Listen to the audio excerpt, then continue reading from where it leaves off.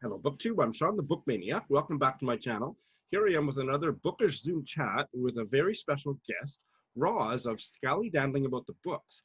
She has a fairly new... Hello, Roz. Welcome. Hi. This is just such a scream, Shawn. I'm so made up to be doing this, I'll tell you. I'm screaming more than you, so it's fantastic. So I like to do these Zoom chats with relatively new booktubers, and Roz has had a channel for about 6 months. But I remember Roz's first video, and I remember just being blown away by how she just arrived on BookTube fully formed. That first video was just consummate. It was just perfect, everything about it. And I've been a big fan ever since.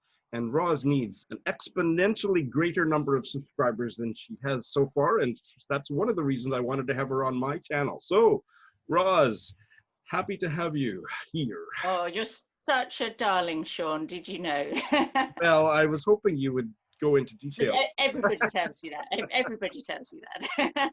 So you kind of came to BookTube through the family. So why don't we start with that? Yes, because my first video was my own, was not in a way, it wasn't my first video on BookTube because I'd done a few with Tilly. So I kind of cheated because I practiced on Tilly's shelf. And she was a real dark horse, you know, when she joined BookTube, because she did it for a while before she let on to me. So she and I have always talked about books, but she kept it a bit kind of hush hush till she was happy. And then I had to go and watch all her back catalogue, as it were. Yeah. I happen to know, and I won't mention them by name, but I know of another mother-daughter booktuber that had a similar dynamic. Oh, I'm intrigued now. I'm going to be. I'll tell you offline. Tilly and I, there's like a kind of like just a little bit of rivalry there, you know. Well, I'm on Team Roz because I haven't made the time to explore Tilly's channel. I did today to prepare to chat with you, and I was like, my God, she and I have very similar tastes too. Oh, you do. So I think she has more subscribers than I do, but I get more views. Not that we're counting or anything, you know. Well, now I feel like I better have her on the channel too, so I don't. And this is not where the family, the bookish people in your family ends. There's a couple of men that tell us about them. I dragged the men in, I would say kicking and screaming, but actually secretly they both love it. Yeah, I can tell. So Alfred particularly enjoys it, I think, because he a little bit of him would like to have a channel himself. It would all be around kind of fantasy and stuff, which actually there's a whole big BookTube world that is that sort of thing, isn't there, that you and I aren't part of. But yeah, he and I love to talk. So, and then Steve. So that's your son. That's my son. Alfred's your son. That's my son Alfred with the beard, which Jason on Byways in Bookland described Alf's beard as majestic. That's fabulous. So yeah, this is our new selling point, you know, we have a majestic beard. And then yes, I sometimes inveigle Steve into taking part, because Steve's a big reader in the same way that I am, but he's a bit shyer about coming on BookTube, and he likes a little space to be kind of taken seriously, unlike me and Tilly and Alf. So I have to be careful with making videos with him, that I don't just talk over him. And that's Mr. Scallydandling, right? Yep, Mr. Scallydandling. Yeah. So that's fantastic. I hope they all get their own channels, and I'd like to have the whole family on a Zoom chat someday. There's a plan. So now, tell us about the Scallydandling. Oh, yes.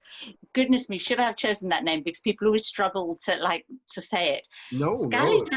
Scallydandling, I kind of had Tilly to thank for that name, because she used to do like care work. She's a nurse now, but before she went to study in Brighton. And Scallydandling is like a Sussex word. And one of the old women in her 90s with dementia that she went to care for, she'd get her talking about when she was young. And she used to say about how she scallydandled around Brighton in her day, getting up to no good. And we just loved the phrase so much that it became like a family word, you know. Fantastic. So it literally means what? Meander? Or a bit more like romp around, being slightly hedonistic, you know, having fun. I picked it for the channel because one of the things that I knew that I wanted to do on BookTube was talk about books kind of like from around the world. That's one of my reading enthusiasms, especially in, I was going to say in later life, that makes me sound ancient, but you know what I mean. It's one of my sort of mature reading enthusiasms. And so I thought, yeah, I like to go off on a bit of a scallydandle. You and me both. So let's just keep going with that. What kind of a reader are you? I'm a voracious reader, I would say. I will read anything, but the older I get, and again, you know, that makes it sound like I'm positively geriatric, but I think of myself as an older reader now that has read a lot over my life. I did this calculation that, so I'm 56, so let's say at best I've probably got 30 years left of focused reading before I get to the point where I can only reread a book I've read 10 times before because I can't remember one chapter when I get to the next one. So say 100 books a year, 30 years, that is only 3,000 books. How scary is that? You know, so you've got to get a bit more picky, haven't you, when you've only got 3,000 books left? Well, that's fascinating because we're very close in age. I'm 54. Oh, right. Yeah. Wait, do you have that? Yes, but to me, 3,000 is a lot. I now read quite voraciously too, but I remember 10 years, 15 years ago, I was reading about 12 or 15 books a year. And then I did that same math and I thought, oh my God, there's not very many books left. And I think that's when I started bailing. We'll get to bailing a little later. But now I read about the same amount as you. And so, yeah, 3,000, I'm choosy. My choosing comes in bailing early, but we'll get to that. But anyway, yes, so you read internationally. And there was a certain point in my life when I realized I'm reading an awful lot of books by dead white men and then living white men, possibly more Americans than I want to read and more. And you just think, actually, why am I doing that? I started keeping a tally of men and women. That was the first thing I did. And the power of keeping a tally is unbelievable because the first year that I kept a tally, I was probably third women, 2/3 men. By the second year, it was like 50-50, and now I always read more women than men. And then I thought I could apply the same approach to getting beyond England, British Isles, America, Canada, Australia. And so I started keeping a record of all the different countries I'd read a book from. And then that became a bit obsessive because then, you know, and now I've got to read something from every country, all 195, 196, depending on how you count. So that's like a bit of a mission. But I read quite a lot of just works in translation and works from other places generally. But I'm ticking them off the list at the same time. That's awesome. I used to keep track on a monthly basis. How many books am I reading that are by writers that are not white and by men and stuff? And now I don't because I just kind of naturally gravitate to the diverse titles. And I hate using diverse as an adjective that way. Not diverse titles, but those kind of books. Language is really difficult for that sort of thing. You get tied up in, like, do you talk about writers of color or do you talk, it's like whichever words you use, someone is going to tell you that is wrong. So, you know. I just kind of semantically, I just really object to using diverse to talk about an author or a book. A book is not diverse unless it has a whole bunch of different kind of people in it. And an author cannot be diverse unless, I mean, it just, no, diverse reading, yes, but not diverse book, not diverse writer. And I bit my tongue a few minutes ago, Roz. I was going to make a terrible pun about, you were talking about tallying up your books, and I resisted the pun about Scallydandling. I thought of that one. But of course, I put it in retrospect. Oh, brilliant. Well done, you. Don't hold back. Good puns are good. But the tally thing is interesting because, I mean, I kind of still do, but I kind of add on in different things because you're right. You only have to do it for a while and you just naturally then what you look for and the connections you make between books mean that it's like the center of gravity of your reading shifts. That's what it is. And once you've made that shift, you don't need to be watching it in the same way, do you? But I might think more now about how many sort of LGBTQ writers that I read, because each time you bring something into focus, naturally your reading accommodates to it. That's right. That's right. So 2 things about other booktubers. I can't remember her channel name, so I'll put it in text form. But Yeah. her name is Sophie. She is a youngish booktuber, reads a lot of literary fiction. Do you know who I mean? Yeah, but it's not one I follow regularly. Should I? I don't think she puts out many videos anymore, but she developed an Excel spreadsheet that apparently I've never used it, but I've heard just really fantastic things about how easy it is to use her freely available. I'll try to figure out how you get it. I think she put it in Google Drive and she put a link in a video. So lots of booktubers use it to track all of those things. Translation, female from Indonesia, and you can do it all and do charts and stuff. And it's apparently the thing to use. I need that. Okay, I need. so I will track that down and put information, if I can find it, I'll put information in the show notes and make sure that you have it. And then I would be shocked if you don't know about Mel of Mel's Bookland Adventure. Oh, yeah. And she has the Round the World book club. Yes. Now, so Mel is a dear friend of mine, and All right. she did, what was the name of it? Gone with the Book last year. To read books published between 1900 and 1950. And I remember I said to Mel, I said, I don't think my subscribers will notice I'm doing it because that's what I read anyway. But that's true. a little later, we'll get into some of those topics. Aside from international and translated fiction, what other kind of things float your bibliophiliac boat? I like a book that stretches my mind a bit. I'm not a lazy reader. I can enjoy a relaxation read, but I quite like being in the prickle zone. Do you know what I mean by the prickle zone? No, You know? please tell me what you mean. That's fabulous. Well, you know, when you feel just slightly uncomfortable, like you're just on the edge of understanding and appreciating something, and you're being pulled just that step beyond. I suppose it's the opposite of the comfort zone, isn't it? The prickle zone. Can you give some examples of books that have put you into the prickle zone? The prickle zone. So your classic prickle zone writers, I mean, like historically, it's like Woolf and Joyce and Faulkner, you know, they're the biggies, aren't they? They're prickle zone. But currently, Clarice Lispector, I'm really hooked on her now. You know, when you find a writer and you just think, I want to read everything this woman's ever written. Yes. So I'm working my way through her. Olga Tokarczuk. Okay. She's had 2 out in English, you know, translated into English so far, Polish writer. She's definitely in the prickle zone. Some of the things that I read from places around the world very much fall into that category. It's not like they're like a modernist writer or whatever, but it's more like they're writing from a different literary tradition. And so you kind of have that discomfort. We have to work at kind of understanding where they're coming from, I suppose. Clarice Lispector, I can't remember what I've heard about her, but I know that everything I've heard about her has made me think that she's not for me. What do you think? I think she might be a Bale. Yeah. Does she write mysteries? No. I mean, she writes stream of consciousness.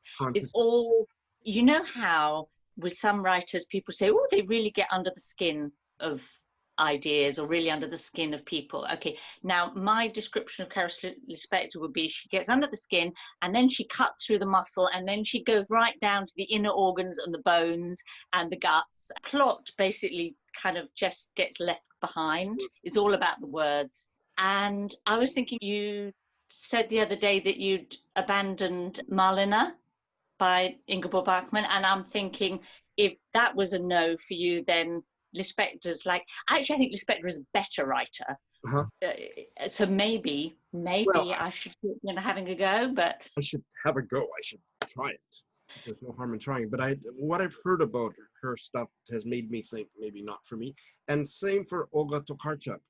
I'm waiting for her to write a book that sounds interesting to me, but she's written one book and everybody says it's a novel about travel. What?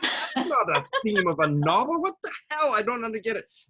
And then she's written another one that's kind of murder mystery or something. And I just these things do not sound like my things that I want to read about.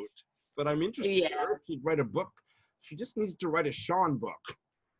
Yeah, but actually, and the title's gone out of my head, so and it'll come back to me in a minute. But the more recent one that is like, a sort of murder mystery in theory, that could be a Shawn book. In that, it has these really, you like characters, don't you, in your books? Okay, so it has this wonderfully quirky main female protagonist who is superbly bizarre. I love a bizarre protagonist and the people that she interrelates with, and it has that kind of humor in it, that kind of picking fun of people, and it is a murder mystery, but that's not really how I'd characterize it, if you know what I mean. Yeah, I think that would be the one to try, maybe. You might enjoy it more than you think. Well, yeah, I love when that happens. I have a strong allergy to murder mystery, so. Oh, no, wouldn't describe it as a murder mystery. That's the wrong description. It's more like it's a book of characters and eccentricity. Well, I shall take that under advisement. You and Tilly have done a series of videos where you read plays and talk about plays. So you read drama. Yeah, that was Tilly's idea for a joint project, just to do, because like my thing with ticking off countries, I have this kind of Protestant work ethic about my reading a bit. Every month I'll try and read like a non-fiction book, a collection of poetry, as if I have a duty. And she said, oh, we should read on the same way. We should decide to read a play every month because we don't often read drama. And then we thought, oh, well, yeah, and if we're going to do that, we might as well make a thing of it and talk about it on BookTube. So we have been doing a play every month this year. And actually, it's got me reading a lot more drama. I think of drama as, I love going to the theatre. I don't tend to read it. And there's actually a lot to be got out of reading it. Yeah. The one that I saw recently was Brian Friel translation, which I studied, and so I read it. I've never seen it performed, and I studied it as an undergrad decades ago, and remember loving it. So, yeah, I think I'd stopped reading plays because I associate reading them with study. As you say, it's the kind of thing that I did for my A levels. When you pick apart Shakespeare or whatever, and I'd forgotten that it could actually be a pleasure to read a play. I have rarely read any recently. So you live in Sussex, in Brighton. Yeah, in good old Sussex by the sea. Yeah. I have one book set there. Let me grab it. I'd like to talk to you about it. Really? Oh, I haven't read that. Midwinter by Fiona Melrose. Now, let me check. Oh, no. Wrong one. You were laughing about my Worcester pronunciation. You now get to laugh at my confusing Sussex with Suffolk. This is set in Suffolk. Set in Suffolk. But this is, anyway, we'll talk about it for a minute anyway. It's a lovely novel set in Suffolk. It's about a farmer and his contentious relationship with his eldest son. And the mother, they had moved to Africa and started farming there, and the mother was murdered. And then they came back, and it's beautiful. It's her debut novel. I absolutely loved it. That sounds like a Rose book, because I have an affection for Suffolk because my mother grew up on a farm in Suffolk. Oh, well, there you go. There you go. Which is why I enjoyed All Among the Barley, which you didn't. Right. You're right. And I was disappointed that I didn't. This one I loved. This was 2016. Okay, one for me to look out for. Melrose, I believe. She lives in Johannesburg, and her second novel is called Johannesburg and is set there. And I didn't like it. I couldn't finish it. But this, I think her family comes from Suffolk. And right. I shall add it to the TBR. Yes, please do. But Sussex and Brighton in particular, it's such a literary kind of place. So please. If you know what I mean? No, please tell me. Go on. I'll go off on a tangent with that. Yeah, I always go off on tangents. Kelly of Books I'm Not Reading? Yes. She created a tag years ago called Down My Way or Down Your Way. And it's a tag to write about books from where you live. So I started kind of thinking about what I'd talk about if I were talking about Brighton and Sussex, and came up with such a long list that I thought I can't even do this tag because there's just, how can I choose? How can I choose between? So my suggestion for choosing is, if you can do this, talk about books that you think people that from outside of Sussex might not have heard of. Oh, so not Virginia. Yeah, not Virginia Woolf then. She's from Sussex. Not Kipping. He's from Sussex. No. Although it's interesting to hear who's from Sussex, that I had no idea that that's where Virginia Woolf was from. Yeah, well, London, and she lived most of her adult life, like just kind of down the road from here. But do you know, the one that I think, the person that I would recommend to you, well, to anyone, is Patrick Hamilton. Okay, that name's And familiar. so he wrote a book, Hangover Square, that most of the action happens. It happens kind of between London and Brighton and Hove. Brilliant writer. He drank himself to death. He was very louche, Patrick Hamilton, if you know what I mean. He's one of those, you know, those kind of tragically flawed men that write brilliant books that kind of ooze sex, but in a very British early to mid 20th century way, you know. Oh, I have one of his books on my Kindle, Craven House. Yes, right. Well, yeah, read some Patrick Hamilton, and yeah, he has a special link with Brighton, so Wonderful. there's one. Anybody else? Oh, Brighton Beach Memoirs. That's different, isn't it? yeah, there's a Brighton Beach in America, isn't there? It's probably that. Well, I'll leave that in Right. just so everybody knows what an idiot I am. But Brighton Rock, obviously, Graham Greene, obviously he's not from Sussex, but you know, Brighton has this reputation as a town, as a city, for being a place to come and misbehave, I suppose. So There's hence a place to come and Scallydandle. it is a place to come and Scallydandle. You know, even in Jane Austen, Brighton is the place where you go to get into trouble. Like Lydia in Pride and Prejudice, that's its sort of natural associations. That's fabulous. You were very prominently involved in Jane in July. What is it called? Jane Austen July. Oh, Jane Austen. do you know, it was Jane Austen July a year ago, and Tilly being involved in that made me start to think, yeah, maybe I'd like to have a channel. I could get with this and I talk about books endlessly, so you know, why not record it? But that whole thing of different people around the world all homing in on one author and enthusing about it, I found very appealing. It's fabulous. I love Jane Austen, but I haven't reread her. I studied her as an undergrad, and I think I did all of them. But I am now ready to reread, and I have a standing offer with a friend from Canada to buddy read Emma, which is my favorite. Oh, yes. Oh, I reread Emma this year. I remember. And you know, I always say I'm not a great rereader, which is why I ended up doing the rereading tag just recently. But Jane Austen has always been the exception. She's the only writer where I've read all her main novels and reread them multiple times. And there's nobody else like that for me. She epitomizes what I love about writing, I suppose. She writes so perfectly, but she's also wicked, you know? And nobody was more wicked than Emma. Exactly. Do you have a favorite Victorian writer? Ah, yes, George Eliot. Has to be George Eliot. A favorite George Eliot novel? Oh, Middlemarch, obviously, because, you know, the Virginia Woolf quote about Middlemarch. For grown-ups, yeah. Yep, and it's true. And people think of her as quite serious, but she, again, is a very funny writer. The way she, almost satirical about people, and that's something that I enjoy in a book, I guess. I am going to be tackling Felix Holt for Victoria. Do you think I'll like it? Yes, but if you're doing that, then maybe I'll reread it. This could be time for, because it's a long, long, long time since I read that. So read it. So. Ooh, exciting. Yes. I like Victober. Victober is I love Victober so much. I thought this year I was going to get away from doing the readathons and just kind of read Victorian literature and women in translation throughout the year, but that doesn't happen. And I actually love fussing over the TBR and concentrating my reading for a month. And inevitably it spills over.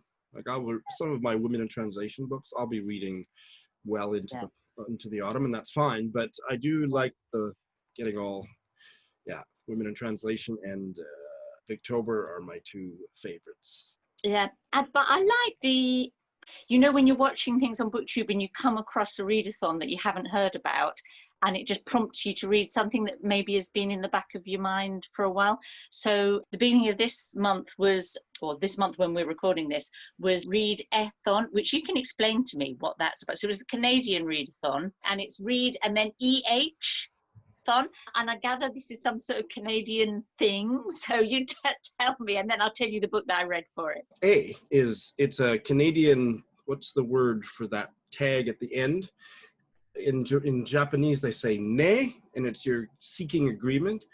Not seeking agreement, it's just a way, and it's pretty, Canada's not so class-based as the UK, but it's pretty lower class, uneducated, but it is something that I say sometimes, often, to act the stereotype, but it's just at the end of a lot of sentences among a particular strand of the Canadian population, and it was made famous by a satirical TV show that was really popular in the 80s, SCTV, which produced a lot of the Canadian stars that became Hollywood stars, but they all got their start on SCTV. SCTV was also a comedy club in Canada, Toronto, I think, and maybe Chicago.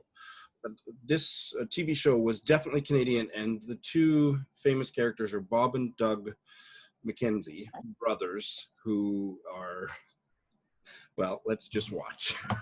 Okay. Great White North. I like it already. North, I'm Bob McKenzie. This is my brother Doug.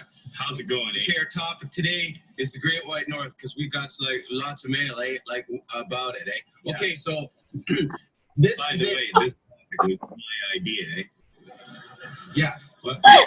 Okay. Great White North. Okay, on the map. Now here is different color because it's like USA, and up there same color as Alaska, because that's like Hawaii. Okay. So the whole thing is the Great White North, and the blue, like the ocean, right? Because water's blue. He's a genius, eh? It's like, Okay, I think you I get the picture. So that's why the lovely booktubers that have put on the Canadian readathon, it's the Canada A-thon.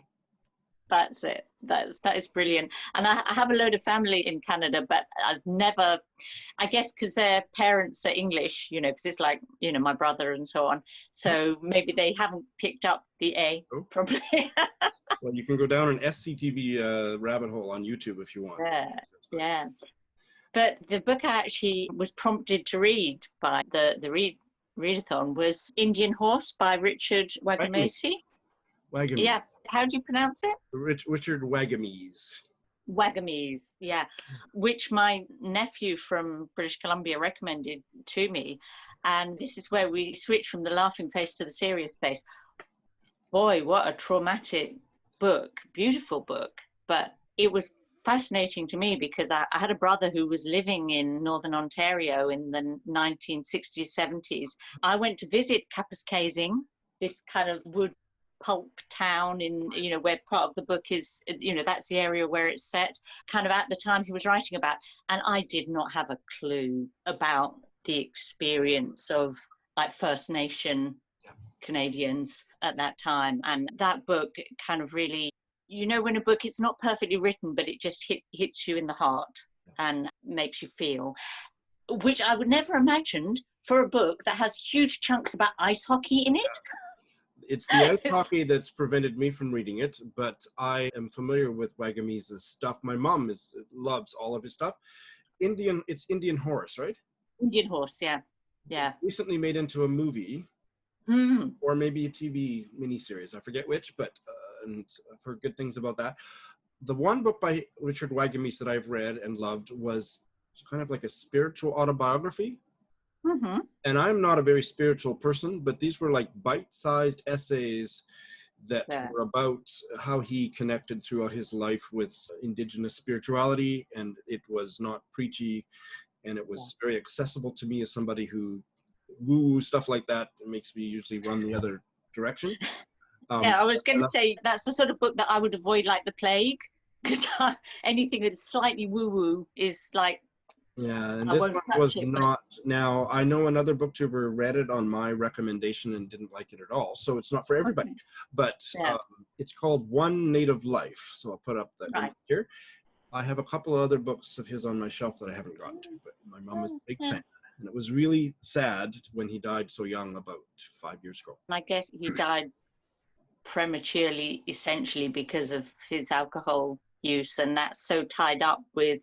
Well, it's just, it's very sad, isn't it? He kind of found a route out through writing, but actually it wasn't enough. And a lot of the health problems that Indigenous people in Canada have, we colonialists and our ancestors are directly responsible for how we shoved them into reserves and didn't give them proper food. And yeah, you just read the book about clearing the plains. That's right. Yeah, that sounded really interesting. Yeah, my review will go up in the next couple of weeks, but yeah, that was just a shattering experience to read, and it's going to be hard for me to talk in polite company about Canada with other colonial settler Canadians, because we have a lot of things to atone for on behalf of our ancestors.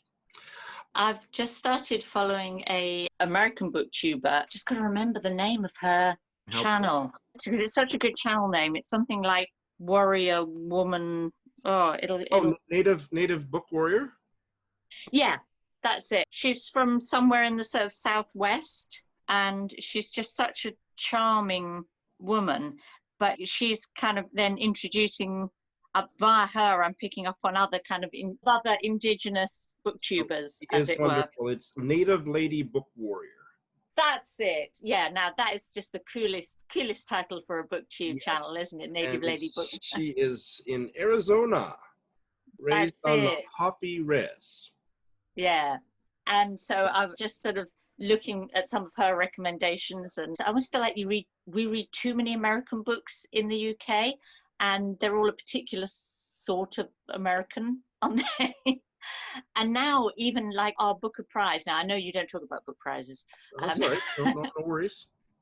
But the Booker Prize is basically gone out of the window for me now, because they accepted Americans. I just don't understand it.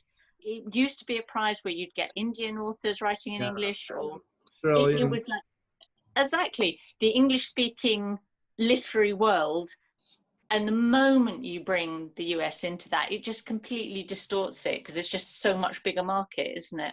So that has really annoyed me. But I am really interested in reading another side of America, I guess. And so Louise Erdrich, I was only discovered recently, and everybody loves Louise Erdrich, don't they? One of my top reads this year is her, what was it? Or Plague of Doves, maybe? Plague of Doves. Yeah. That was a strong recommendation to me from Greg of Supposedly Fun, and I loved it too. Yeah. Britta Bowler, I believe, is reading her complete works this year as one of her main reading projects of 2020. Yeah. But Britta got us all reading German books this year, so she's cheating. She's reading everything. Talk about this reader, hey? This has been an absolute delight, Roz. So what are you going to pick up next off your reading pile? And then I've gone completely blank when you asked.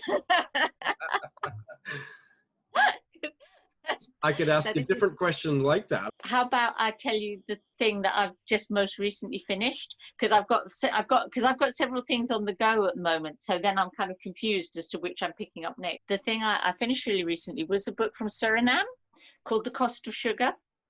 It's historical fiction, and the woman that wrote it, Cynthia MacLeod, she sounds like kind of British, doesn't she? Whereas she's absolutely Surinamese. But Suriname's just such an interesting country because it's so ethnically diverse, and it's the only country in the world that has Dutch as its official language, other than the Netherlands. Wow!